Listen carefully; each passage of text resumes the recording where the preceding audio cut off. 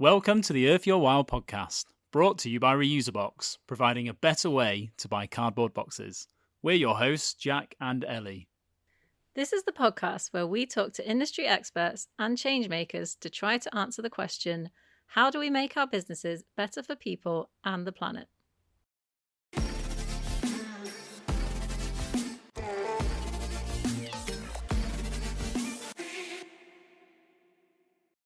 Today we're joined by Adam Bastock, who is the founder of Small 99.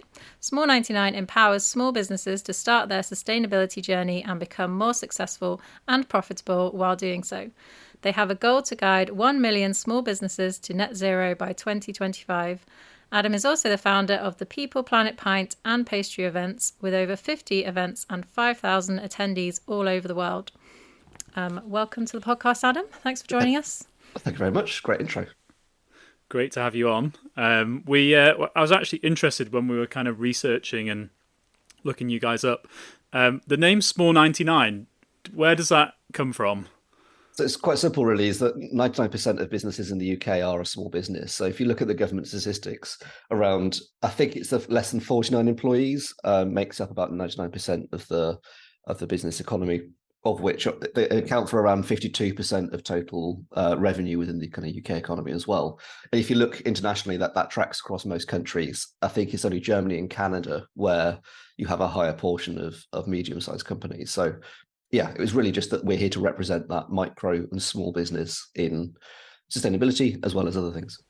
And I was quite shocked when I heard that stat, because I was thinking, you wouldn't expect small businesses to carry that much of the economy. I think that's it. If you walk down the high street, you look at like the kind of the barber and the small cafe and the charity shop and like all the independent businesses that you walk past every day and that you don't necessarily clock. They're there in kind of the background, and also all the freelancers and people who are working from home as well. So there is this sort of invisible element to it, which I think is what we're trying to highlight and going, well, actually, no, there is power in that, because small businesses can move so quickly, they can make decisions quickly, and therefore we need to harness that energy for kind of good, especially on climate, which I'm sure we'll come to. But just, that power of agility is really something that we need to be celebrating and harnessing.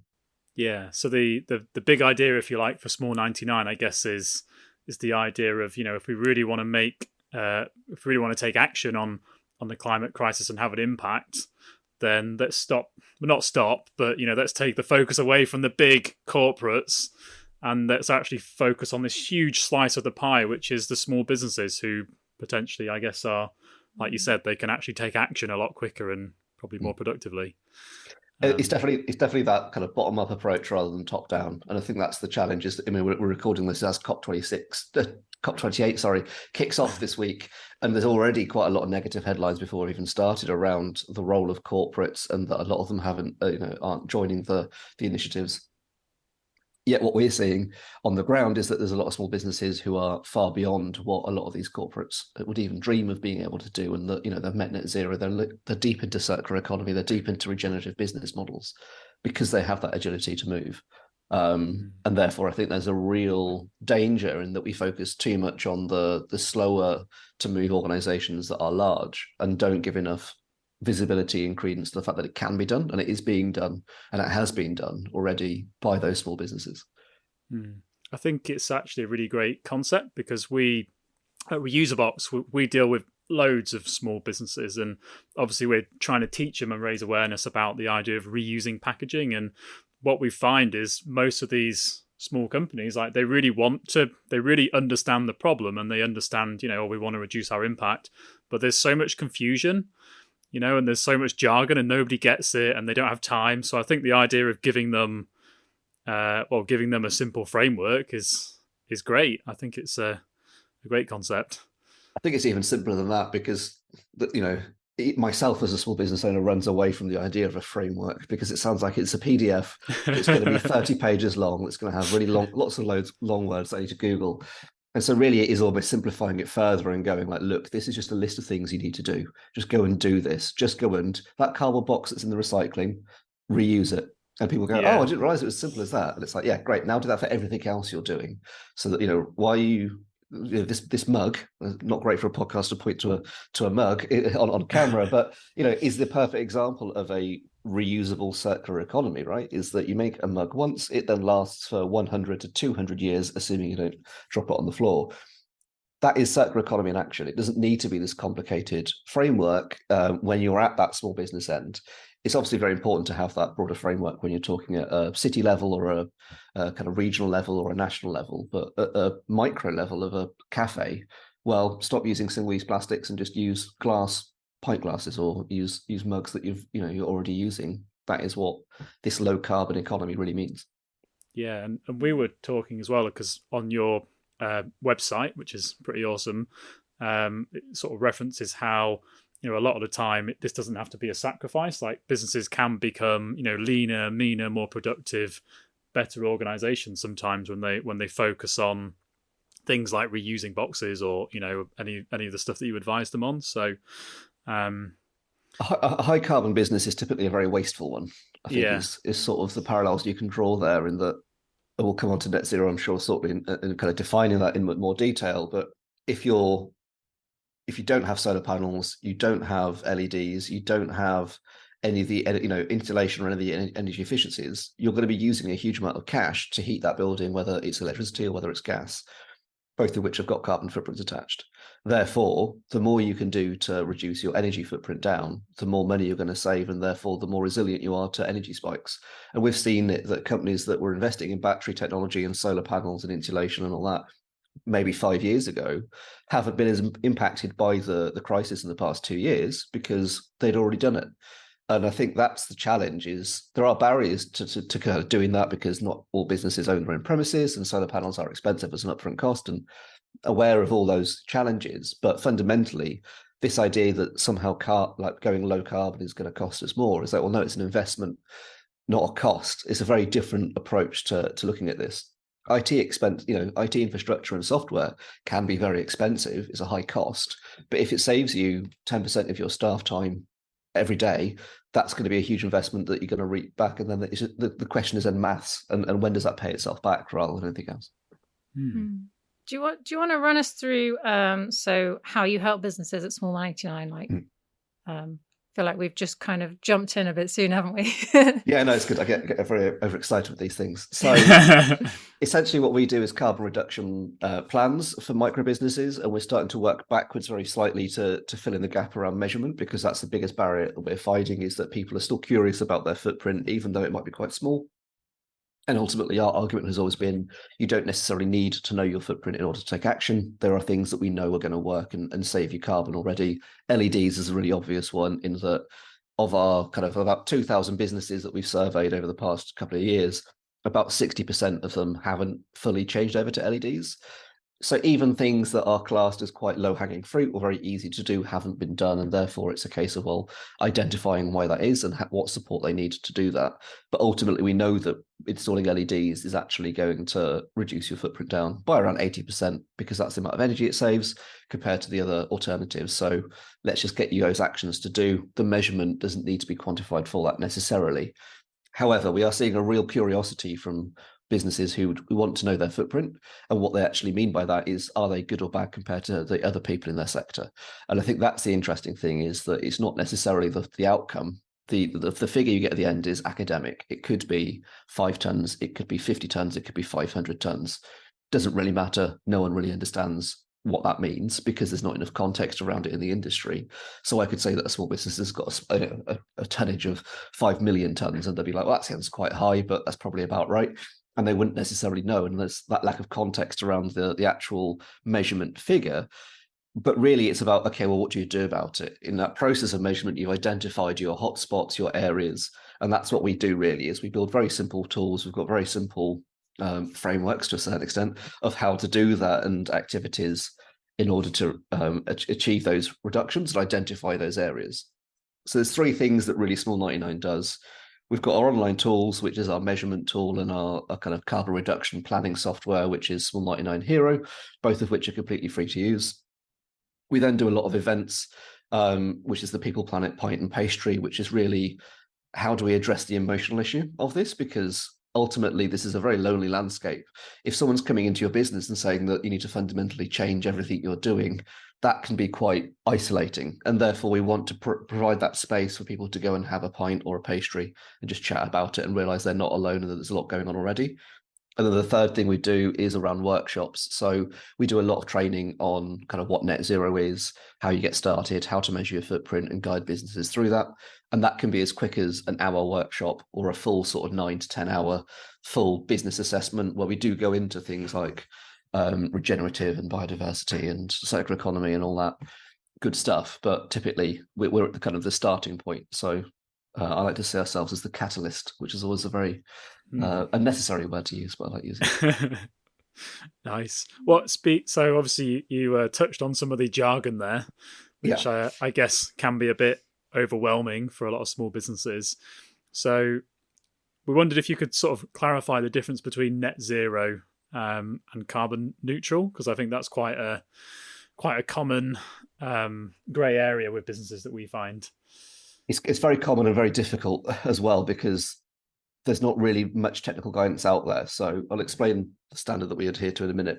Carbon neutral in its simplest form is, let's say, it's basically your break-even point. So if you're emitting 100 tons of carbon, you will then buy 100 tons of carbon credits to offset and neutralize that. So you're spending 100 tons and then you're buying in 100 tons of kind of offsets to neutralize your impact. And that's accredited. There's various schemes out there. And it's, a good balance. Sometimes it is only the carbon emissions. It doesn't refer to the entire greenhouse gas kind of set, which is carbon dioxide, methane, nitrous oxide, and F gases. But the difference between that and then net zero is net zero really requires reduction. So, and this is where it gets complicated, but very simply, net zero requires 90% reduction in your emissions compared to your baseline, and it always includes all the greenhouse gases. So net zero is far more ambitious as a standard than carbon neutral is. However, that's the private sector answer for it, really, is that there's this thing called the Science-Based Targets Initiative, which is a massive scheme which a lot of corporates do adhere to. And what we're seeing is that is now being passed down the supply chains, and we're starting to see small businesses under pressure from that to adhere to the SBTI. The good news is it is fairly simple. It's measure your baseline and then set a target for a 90% reduction over the next 10 to 15 years. Well, we say 10 years for small businesses. I think it's by 2050 technically, maybe a bit sooner. I'm sure I'll get emails about corrections on that date, but that's from my memory. However, the challenge we find sometimes is that when you're talking to someone like a local council, they sometimes define net zero as a balance between your total greenhouse gas emissions and the offsets, which is technically true, but because the standards are not yet defined they're just adopting a slightly different definition of net zero, where it's all greenhouse gases versus carbon neutral. For small businesses, if we're talking to those, it's a 90% reduction, because that's where we're expecting the language to go in the next 2 to 3 years and be refined. And there are standards coming together.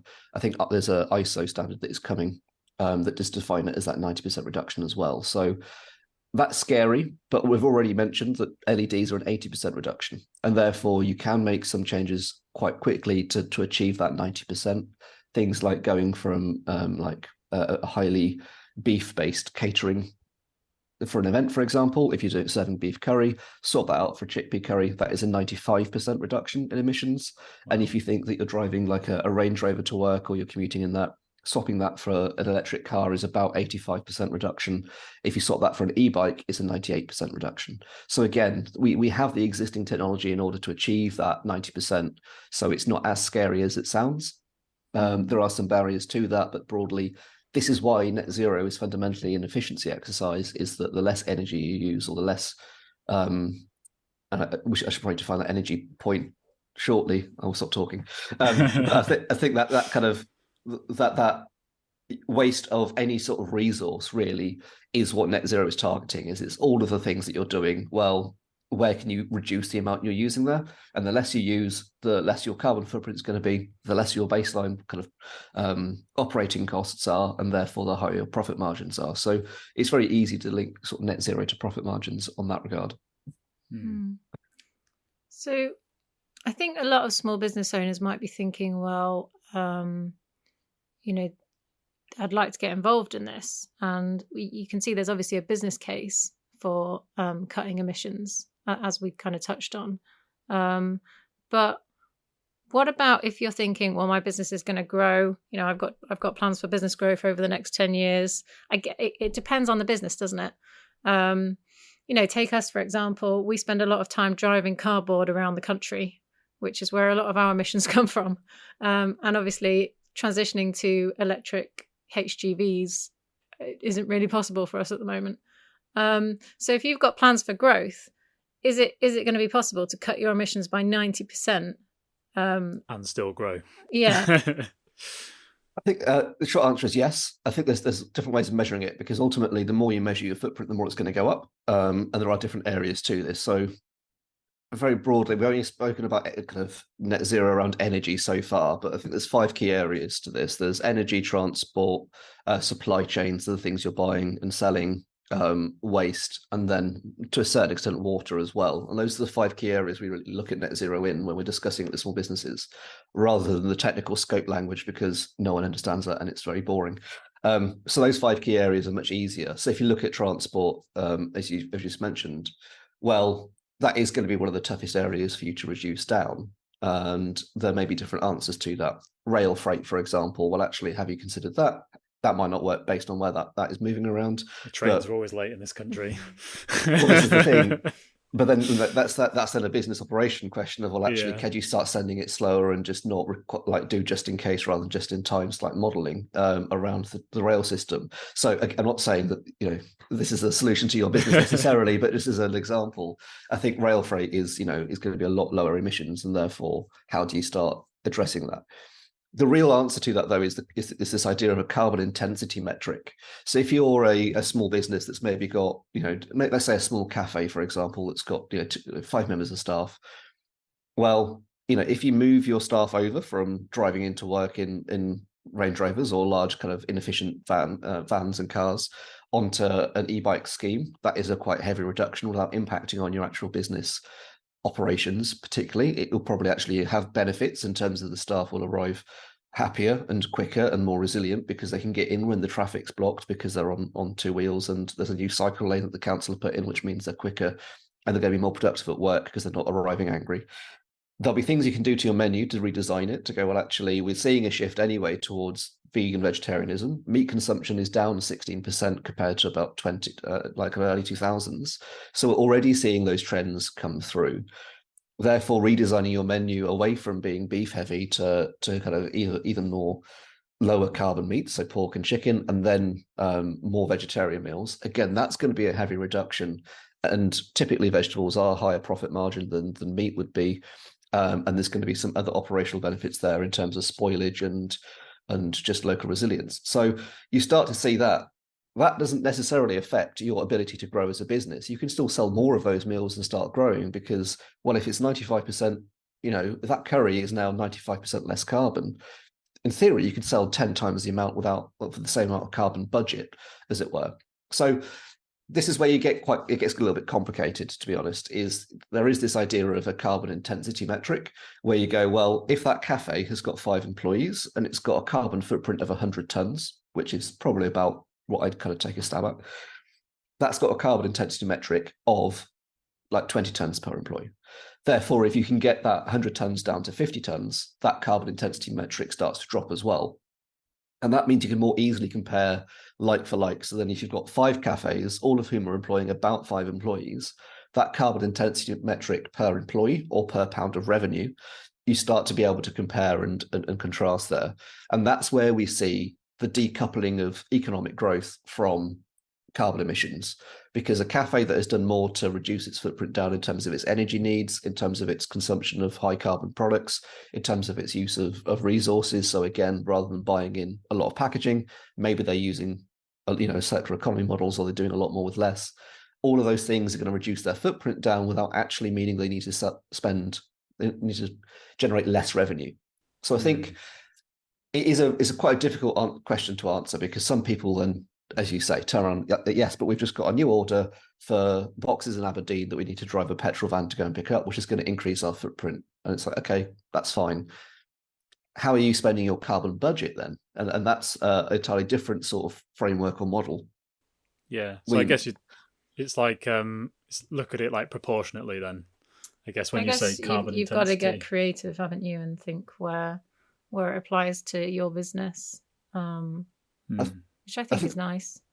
exactly. And I think it's going, where are you spending your carbon? And think of it like a cost. It is that thing of like, well, if you're spending loads of your carbon emissions on really inefficiently heating an office, well, actually, if you can reduce your carbon spend down there and your financial spend down there, that frees up carbon credits, or whatever you want to call them, carbon emissions to a certain extent for you to spend elsewhere that might be a better return on investment per pound. And I do think this is where this all sounds quite theoretical right now. This is where we are going in 5 years' time, and even less than. A lot of the legislation that is coming through, mostly for medium to large entities, is requiring carbon intensity metrics as a reported measure. So we'll start seeing this coming through, and things like your bank account will start to come with things like financed emission metrics and things like that. But the great thing is it makes business sense, doesn't it? I know we've touched on this, but like, it's so easy as a small business owner to think, oh, I just haven't got time to think of this as well. I've got to think of I've got to make money first. I've got to think of the business. But it seems like an added luxury to be thinking about carbon, doesn't it, and impact. But I think as a business, we've kind of done these things early on from more of a cost saving exercise. We've thought, oh, we'll buy refillable IBC containers for things like AdBlue, and we'll I think we got a water pressure regulator because we were having problems with pipes bursting and stuff, and I found out that reduced our water usage by 18% just because it made it was like a low flow water came out lower, and it was really it didn't even come from the impact. It came from like just trying to keep the water flowing and cut costs and things like that. So it's just it makes business sense. I think that's the best thing for small business owners to consider, isn't it? I think it is the key thing, really, of just like that people are already doing sustainability. And this is the biggest challenge we have, is getting people to realize that to a certain extent, and going, every decision you've made in your business so far is either sustainable or unsustainable. And you can put environmental before those terms, or you can put financial before those terms. What we're starting to see now is both of those coming together in terms of the financial and the environmental are basically the same, especially when you start looking at things like carbon reduction plans, which are being required. So one example is the NHS requires all of their new suppliers to have a carbon reduction plan in place by next year. So if you don't have this awareness and idea of where you can start reducing your carbon down, and at least a commitment to start doing so, you're going to start losing out those contracts and potentially lose customers if you're in a B2B setting. And I think we start to see that as well on the B2C side, where people are just a lot more savvy around this. Not as much as perhaps I think consumers should be. There's a lot of issues there still, but people are more willing to not necessarily spend more, but they're more willing to choose a sustainable or a organization that has got a better story over ones that don't. So I do think there is that alignment of environmental and financial sustainability that are now becoming a lot more clear cut, and it's much easier to make those comparisons when you have things like a fuel crisis and an energy crisis, which make the cost of these things so much more apparent. So not to use another buzzword, but I guess this is like carbon accounting, right? This is what you're talking about. Yeah, so I think carbon accounting, it is one of those terms that's really, even in the past 12 months, I'd say I've seen it a lot more. It is just that having visibility over the emissions in your business and everything you're spending. I'm not sure how defined it is and whether that accounts, because there are carbon accounting software out there. So things like Sage or Ecology, or there's various other platforms out there that do it as well, in terms of you put in your financial data, it then gives you a carbon, it uses your accounting spend to give you a rough estimate of your carbon footprint, which is great, but it doesn't always, it still misses some things, obviously, and that doesn't reflect, well, actually, where are you buying your carbon from? Where are you buying your hosting from? Is it from the right, good sources? But it gives you a really good starting point very quickly. I think this is where accountants especially do have a real responsibility to advise their customers on sustainability and what's coming. And it always makes me slightly fearful when I hear accountants saying that they don't really think that net zero applies to them because they are a small business that works from home and they don't drive around that much. And it's like, yes, but what about your clients? Because if you're not giving good advice on what's coming around that carbon reduction plan need, about the financial benefits of addressing this, and about the resilience that your business is going to gain, fundamentally, I think you're probably quite a bad accountant. So I think that's the challenge, right? Is how do we get more professional service advisors and those trusted advisors to understand the benefits of taking action now and act I think accountants are the key people, aren't they? Because it could just be part of your accountant. Well, that's the point, isn't it? They're the people that need to get involved. I think so. I think storytelling and marketers also have a massive role to play in terms of taking that story and actually communicating it in a really compelling way. And the reason is that for the past 2,000 years, we've really successfully sold stuff. That's human nature. We've been good at it. We've refined it really a lot since the Industrial Revolution. We've got a lot better at it since like the 50s, since consumerism. And we're really good at it now in that we can sell flights far more easily than we can sell not taking a flight. So it is that idea of like, well, actually, the status gain there is that you're someone who's going on holiday and you're having a cool life because you're doing stuff. What we need to do is reverse that round and go, well, actually, the status gain is in perhaps not taking that flight and doing something local instead, and that you'll actually be more environmental kind of active and conscious, and that is the status that we're selling. And I think that's where we need to be reversing things, and why marketing has a massive role to play in that power, because it can sell and it can form these, again, buzzword, paradigms, just to use a really unnecessary word, in terms of how we're consuming things. Yeah, exactly. Yeah. How we're consuming is very much around status. And that goes for ethical stuff as well. People buying Patagonia shirts are doing it because it makes them look like someone who buys a Patagonia outfit. That's the fundamental thing at the back of the head. The environmental stuff is sort of is the path to that. The destination is that status game. Yeah, I suppose there really is a huge amount of opportunity to for small businesses to take this up. They can make their businesses stronger. It's smart for our economy as well, and obviously, it's going to reduce impact. Yeah. So it's ironic that you're talking about how it's like marketing and storytelling is really important, and then accounting, because I feel like accountants aren't typically the best storytellers.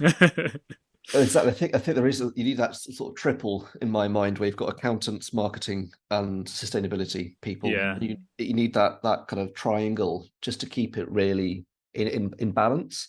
Is that you can't have marketing teams saying stuff that is greenwashing or spending too much money on stuff that's not impactful, and the accountants are going to hold the spend in account. But then you need the marketers to convince the accountants on why they need to invest in certain things from a business point of view of what the trends are growing and what's working. And then you need the sustainability people to sort of hold both sides to account and go, well, actually, what is correct? What is the right thing to do here? And that's sort of our approach, is that's who we tend to work with and pull together into teams. It's interesting. I never really heard of that idea of trying to get those three types of people putting their heads together on it. But no, it's smart. The holy trinity of impact. I think it really is, because you can't do it without all of them. Because if you just do it financially, then you're missing out on the story benefits and the other kind of growth aspect. If you just do it for the green side, you're probably not going to actually win out in terms of internal comms, because the internal comms barrier is typically the people who've got the purse strings, and they're going to go, how much money does it make us? And you sort of need the accountant and the marketing people to sell that into them, to go, well, look, we're seeing that these trends are coming, and also we're going to lose this contract if we don't have it. So, Yeah, and you really want to inspire people, I guess, which is the marketing kind of side of it. Yeah. Smart. I like that. I think inspiration is more important at this stage than education. And I think that's my frustration with the sustainability movement, if you can kind of call it as one broad brush thing, is that it focuses a lot on education and needing to educate people on the impacts of climate and the kind of the risks there. And I think that's obviously very important, but I think it's far too slow if we need to get as many people as we need to on this. If you think about some of the trends that have come through in the past few years that are highly consumerist and bad, it's not because people are being educated on it or educated on why SUVs are better. It's because they're being inspired by fancy adverts and getting in an SUV and going, oh, I feel safer, even though all of the logic and all of the facts are wrong to that. And, we've seen massive increase in sales in SUVs as a result. So, I think there's a real shift that's needed away from just education into inspiration. definitely. So that kind of brings us on to your People Planet Pint / pastry events. What inspired you to start these events, and what are they? Yeah, so really it came from this slight frustration of going to a lot of workshops where it was one directional conversations. So there'd be a panel, and then there'd be a Q&A, and you could talk to the panel, but you wouldn't be able to talk to the people you sat next to. And there's been so many events I've been to that have got great people in the room that you're only given a very narrow window to actually have a conversation with, because it's all talk or panel based, which has its place. But I felt like there's a big gap in them, not gap in the market, but I was just frustrated by it. So I was like, well, let's just create something where it's a conversation. And that started 2 years ago, about to the day, in Glasgow during COP26, where it was exactly that. I've been to about 10 events that week, and it was all very one directional and wanted just to digest and decompress with people in the room, really, and go, what's your feeling? What are you thinking? What's going on?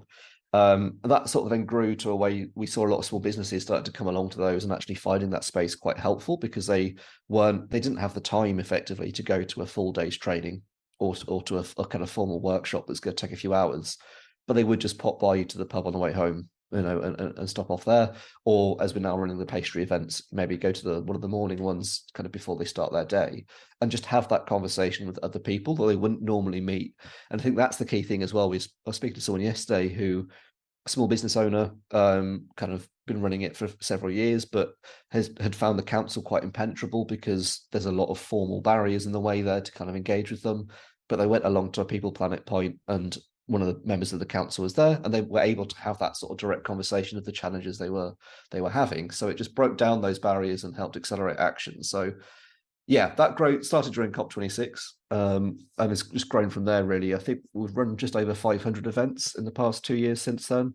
We run about kind of 40 to 50 events every month, across the UK, and we've just launched in Australia now as well. So it's starting to kind of bring those people together at scale, which is really exciting. And it's amazing. It's a bit nuts. It's kind of hard to think about. Australia, that's the other side of the world. yeah, we sort of skipped out most of Europe, but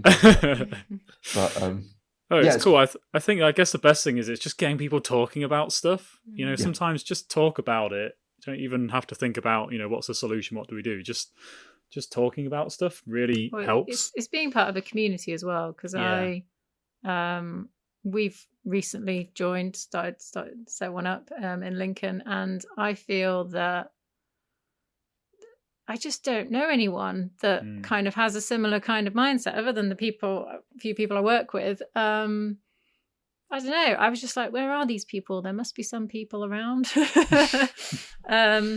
So yeah, it's I think community is the best thing about it, and it's just nice and like informal and relaxed, and you don't have to do anything too scary, and it's simple. Good for introverts. I feel like the whole like sustainability movement, whatever you want to call it, like the biggest problem which you explained earlier, is like everything just gets so complex and headachy and jargon and this and that. But just go to the pub, have a pint, have a chat. I think it's almost because I think everyone, for very good reasons, wants to have impact, right? But we don't track impact through People Planet Pint because we can't capture every conversation that happens or every sort of collaboration that happens out the back of it, because there's no way to do it. And that's sort of why it works so well, I think. It's because people just go along and then they bump into someone they would never normally meet, and it kind of goes from there.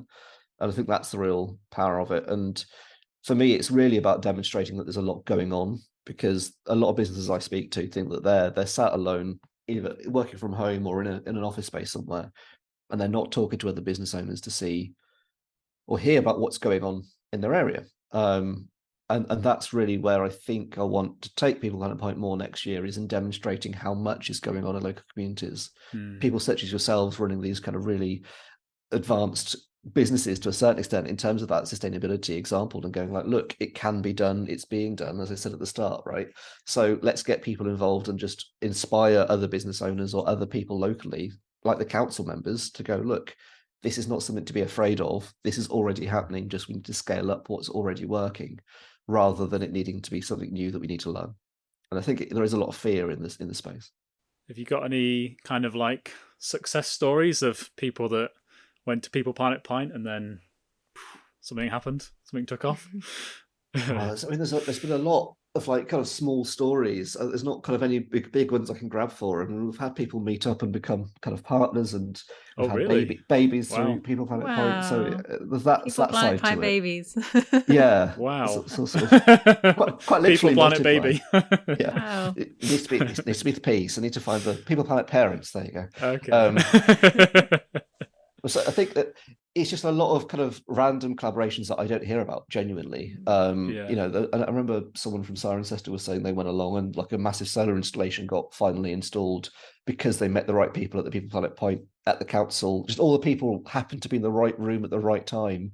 So then go, right, let's talk about this now. And then it just got unblocked and started moving. It didn't happen because of People Planet Point, but it was sort of that accelerant. So, and I think one that stood out to me was, it's probably in the early days, it's about a year ago, a guy that came along to it. He was a small business owner, kind of fairly conservative and wasn't in the sustainability world traditionally, but met an Extinction Rebellion activist and a professor at the local university who was kind of very big lefty sort of sustainability person.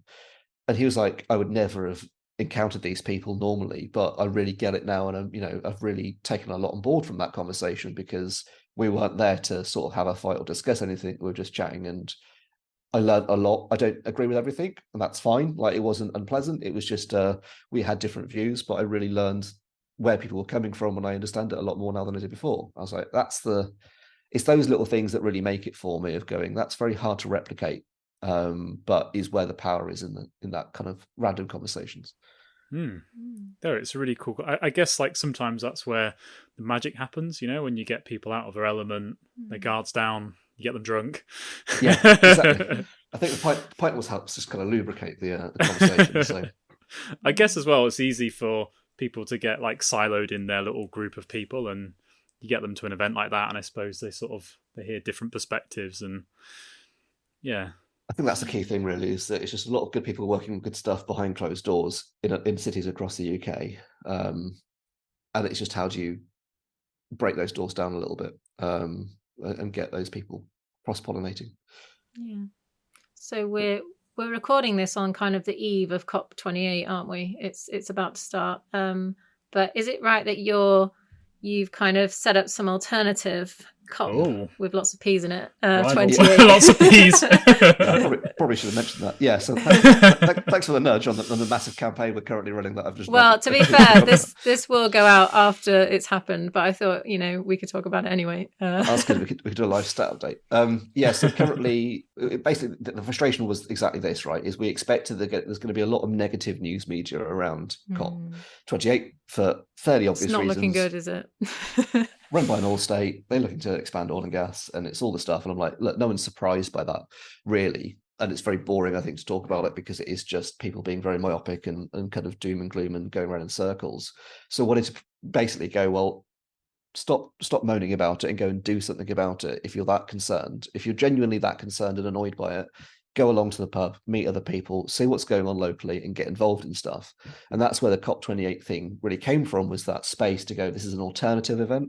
I think the COP28 process is still important, and it's a very different level and scale to what we're doing.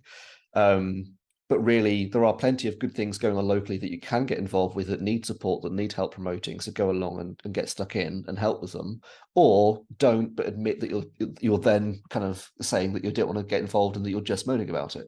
So I think there is a little bit of a challenging kind of factor there of going, look, if you're acting like that, then do something about it. So we're about 40 events now, 2 of which are in Australia, which again have come through in the past week or so. And we're about, I think we've got 1,400 attendees signed up to that across those events now. So, and it's everywhere from big cities through to like local villages and quite small events that have only got 5 or 10 people going to them. So really excited to see what the impact of that is and what the outcomes are there of the event, because it's all happening on the 7th of December. All on sort of that one big day to go, look, let's align this and do it all as a kind of almost a celebration towards the end of COP28 to go, this is what we can do instead, because of that negative news cycle.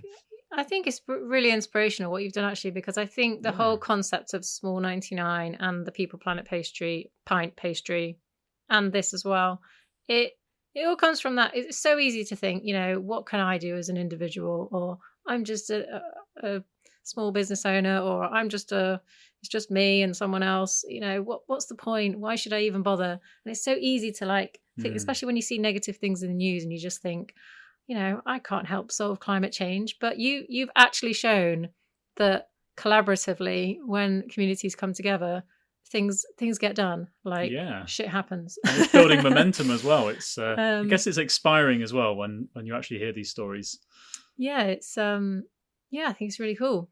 Yeah, it's really exciting, and I think it's just very hard to kind of, as I say, quantify the impact of it all and kind of go where's this going. But I think it is exactly that point, right? Is a frustration from my side that you've got 5.5 million small businesses in the UK, all of whom are sat there saying, I'm too small to make a difference. And it's like, well, there's 5.5 million of you. To a certain extent, you all cause climate change. So, we can fix it as well. Yeah. It works both ways. We need to take responsibility and go, this is a better world we can build for, financially and for our families and all that. It's not just this is another tick box thing we need to do. This is a fundamental resilience piece for your business that's going to make you more money and going to make you more, or if not, it might not make you more money depending on your business, but it will make you more resilient at least and more able to survive into the future, because as things get more unstable, we need more resilience. And local communities, to me, are the answer to that, in that it's how people and networks typically form. Around just businesses anyway, is that people buy from people, right? So if you've got a great network locally that you're going to buy from, well, you're going to be more resilient as an organization than someone who's sat in the middle of nowhere on their own, not doing anything about it. So yeah, I think it is that, just come together and get shit done. Yeah. Nice. That should be the motto. Yeah. Need that as a t-shirt maybe. Does your thing you're doing around COP28, so have you got a name for that? Is it like a different Well, we've gone for Congress of the People Planet Pints, which is the COPPP 28. So yeah, try to align it very loosely to it. What's your opinion on the actual COP28? Do you think any good will come of it? Or, I guess people will be talking about it.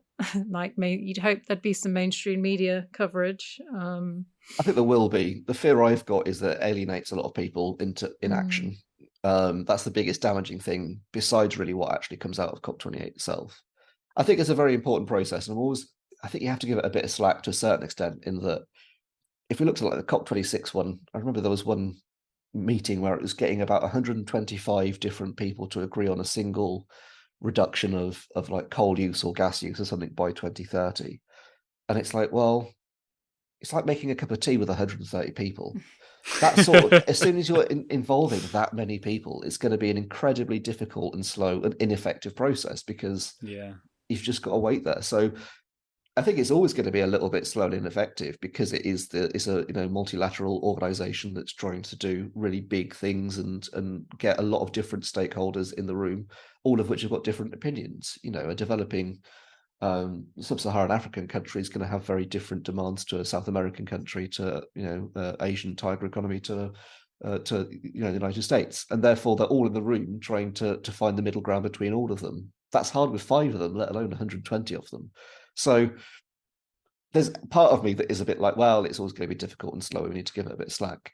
The other part of me is like the comms side and the PR of the organization, where they did it last year in Egypt, this year in an oil state, and it's being run literally by an oil company effectively, does seem like they're not necessarily thinking about it in the right way, and that the organizers of the COP28 process are perhaps more ineffective and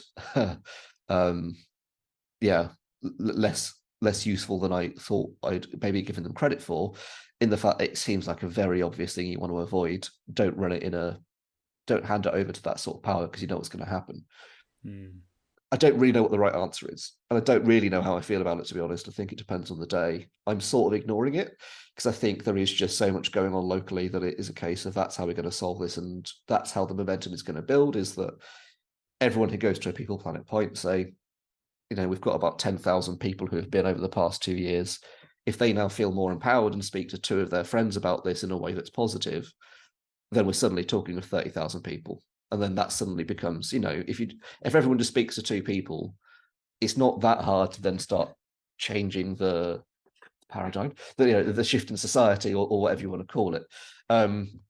And that's where the power is going to have to come from. And I think that, Guardian headlines that are really negative are important to have that journalistic rigor against it, but emotionally are ineffective and cause more damage perhaps than they actually mean to.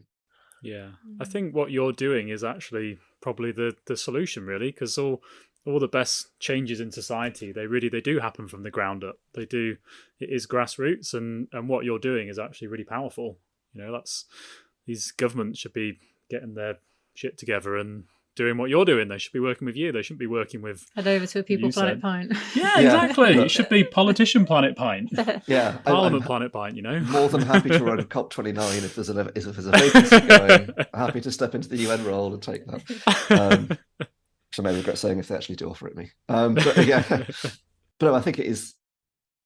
Yeah, I think that's the exciting thing. I don't really know what next year holds in terms of the PPP stuff, because we're still adding quite a lot of momentum to it. Like, we get about 3 applications a week at the minute from new locations. Wow.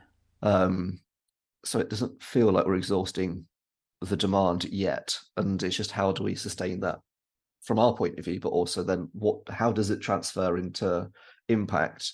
And I don't think that necessarily means that we have to control that impact or be the instigator of that, but how do we use those local networks to then start having change happen? So yeah, it's a very open question at the minute of what that looks like, because I don't think we're getting it from the national government. I don't think we're getting it from international organisations. I think we are, just from the workshops I'm running, ignoring PPP, the workshops I run, the small businesses are the ones that are pushing for that change and are doing really good stuff and are engaging with the local councils to get them to change and building that pressure locally. So it's just, how do we keep doing that until it boils over in a positive way rather than in a revolutionary way? Yeah, and I like the revolutionary way though. Yeah. Maybe, we'll see. But yeah, the small businesses are the ones that can benefit from it as well. So what advice would you give to a small business owner who's thinking, I think it would benefit my business and it's the right thing to do to start my sustainability journey? What should I do? I think several things. One, you've probably already started. So just rethink how you're approaching this and just look at every decision you're making in your business already and realize that is either sustainable or unsustainable. So there's either a positive green impact or a negative green impact there. So just be aware of that. Sustainability isn't a tick box you have to adhere to. And therefore the decision making you're already doing is you're doing it. Great news. You've already started, and you probably started about 10, 15 years ago. So use that power and just start changing your decisions accordingly. And if you do need support, then, well, okay, that's a separate question. So there's several options, really. I think one, do head down to People Planet Pint, because it's a great way to understand what's going on in your area and meet businesses that have already done stuff. And they're probably doing some weird and wonderful stuff as well, from what I've heard. It's very hard to predict what some businesses locally are doing.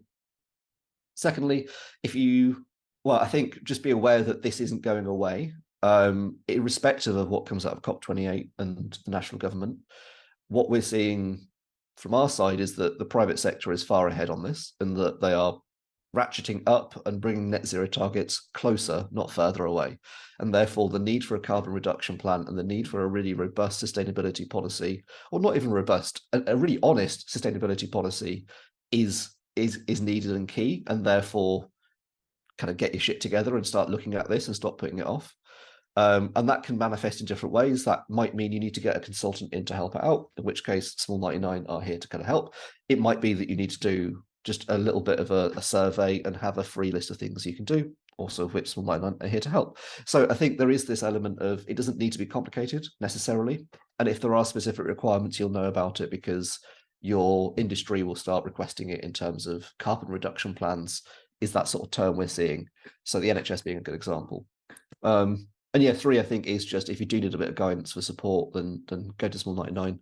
We can help with that and just give you a list of things where ideas of things that you've already done or that you might want to start with, and give you some very practical tips, and then hand you off to other people if you need more specialist support or you need more help with other things. We are there to get you started. We are not there to take you the entire journey necessarily, because I think there are other people doing really good things in this space, like carbon accounting. I am not going to get involved. Not going to get involved with that. That sounds very messy from the people I've spoken to. So yeah, we're avoiding that part of it. We can do the measurement bit, but we're not doing the carbon accounting bit. Yeah. Yeah, sounds good. So Yeah, and also go to People Planet Pint, right? Yeah, well, I think that's a really good starting point of just, if you are curious but concerned about going to like a workshop that we're running, or a workshop that's a formal education thing locally, the People Planet Pint is a great way just to build that reassurance, really, that it's not as scary as it seems. And I think that is my biggest peeve a little bit with the industry, is that net zero and carbon reduction plans are really simple. It's basically a glorified to-do list. It's just a list of things that you can do for your business, and whether you want to do them or not is then a financial decision. It's not new language necessarily you need to learn. It sounds a lot scarier than it is, doesn't it? Yeah, it really does. It's just like, as you say, are you using a mug rather than single-use plastic? That's the sort of level we're at with that defines your carbon reduction plan. It doesn't need to be against a framework or anything. Oh, cool. We have a closing question that we like to ask every episode. So, Adam, where do you think the world will be in 10 years? Ooh. Or also, where do you think it'll be, and where would you like it to be? Because most people seem to give us two answers. Yeah. So where I'd like it to be would be a lot further ahead, accelerated, in terms of things like the things that we know work at the minute scaled up massively. So things like public transport, for example. You said earlier, trains are always late in this country. Okay, yeah, that's an infrastructure problem. That's not a technology problem. We have that technology. We can just build trains if we wanted to. The barrier there is political will and finance. Okay, well, finance, not really a barrier. That is just a political will issue. And therefore, if we sort that out, we can do it. We saw that with COVID, is that the idea of working from home had always been a contentious issue 2015 to 2020, and then suddenly it wasn't an issue at all and everyone was doing it, and we had a real shift in behavior since then. So we can move quickly and change laws and stuff if we need to. The question is there enough pressure there to do so? So I think that's where I'd like to see us going in terms of public transport's a really big one in terms of just emissions and the health of our daily lives and access to job opportunities. Poor people don't tend to own cars because cars are really expensive to run. So let's have a better public transport system that is beneficial to all. And I think there's a lot of stuff like that where we focus on technology solutions that are great, but also not necessarily needed in the future. And I see a lot of innovation going towards that and a lot of funding going towards that. And it's like, no, we've got all the answers now. If we just put solar panels above every car park in the UK, we'd really decarbonize quite a lot of it. And we can build factories in the UK to make those, and then solve the employment crisis at the same time. So that's where I'd like it to go, is ambitious, accelerated, rapid scale up of the existing solutions. Where I think it will be is a very messy route towards that. I think there'll be some wins and some losses, but ultimately I think we will end up in a position where, from the private sector, things like carbon taxation or carbon sort of mechanisms will be more in play than they are nationally. So I don't think there'll be a direct tax on the amount of emissions you're generating for a small business, but I think there will be an awareness that is going to be a punitive sort of measure of how good or bad you are. I think we'll be having a lot more conversations around circular economy. I think partly for political reasons, and that from a manufacturing point of view, we're already losing out geopolitically to the Far East, which has got much cheaper manufacturing. Therefore, circular economy is a really good defense against that from a political and sort of economic perspective of the resource we have now. Let's keep it in circulation for longer and build our economy around that. That makes business sense and political sense, so that's quite easy to do ish. Circular economy being easy to do is perhaps a big statement to make at the end of a podcast. And I think things like biodiversity as well. I see carbon emissions, people are starting to get their heads around it. In 5 years' time, I'd expect us to be speaking a lot more around biodiversity, especially because we're entering into a period where that loss is going to start really manifesting financially for larger companies, where, as bad as natural disasters and wars and things are, typically you have a period after that where they rebound and you'll have the land becomes productive again due to biodiversity resilience. We're entering into a period now where that's not the case, and therefore we're seeing quite a permanent risk here to things like food future funding, finances, or water security and things like that, where we're starting to see that actually we maybe need to pay more attention to the system on which we're existing and doing stuff on. And therefore, I think we'll start seeing small businesses being a lot more acutely aware of that and the financial benefits of investing in biodiversity locally and internationally, as well as carbon emission stuff. I think we'll still be at early days, but I think that's where I think it'll be going, and I think it'll be a really positive thing. And we're already seeing that a little bit in just in the past 2 to 3 years. I've seen a lot of change from small businesses wanting to invest in international projects to really wanting to invest locally, because they're starting to see more local impacts of things like flooding, whether like I want to do tree planting locally to protect my local village against this, not just doing it internationally. So we're starting to see the early indications of that biodiversity sort of shift as well. But I think, yeah, I'm positive about both, because I think we can move quickly and we have the technology and we have the money is, well, there is no money on a dead planet or whatever the phrase is. So I think we can sort of, that doesn't concern me really. The question is, how do you market spending that money? Because we're already spending trillions of pounds a year just in the wrong ways. So the question is, how do we spend those trillions of pounds in the right ways? And how do we convince those people, which brings me back to that earlier point, that's a marketing problem. Is how do we sell it better to those people? Yeah. Therefore, I think there's 2 paths there, one of which is slightly less optimistic and one of which is more optimistic. Thanks for listening to this week's episode of the podcast. We hope it was truly Earth your while. For more information, visit reuserbox.co.uk/earthyourwhile. And if you'd like to appear on the next series of Earth Your While, please email media@reuserbox.co.uk.